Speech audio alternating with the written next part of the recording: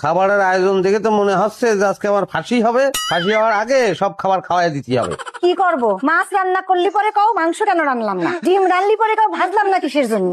সেজন্য সবকিছু অল্প অল্প করে করিস, আর যেটা তোমার মনে চায় খাও। দেখতেছি, টেস্ট করে দেখছি ও কি হবে না আমার জানা আছে তো।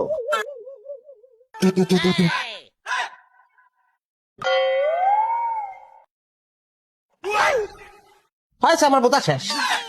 একটা জিনিস যদি মনে দেওয়া যায়, রান্নার নামে তো ধ্বংসযজ্ঞ চালাইছো তুমি। পরিচার্য কিছু মজা হয়নি।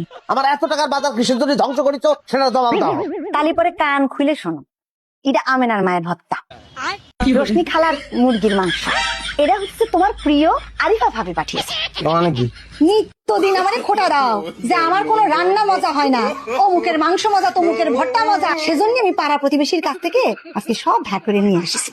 তার মানে বিষয়টা কি জানো, আমার রান্নায় কোনো সমস্যা না, সমস্যা হচ্ছে তোমার মনের মধ্যে।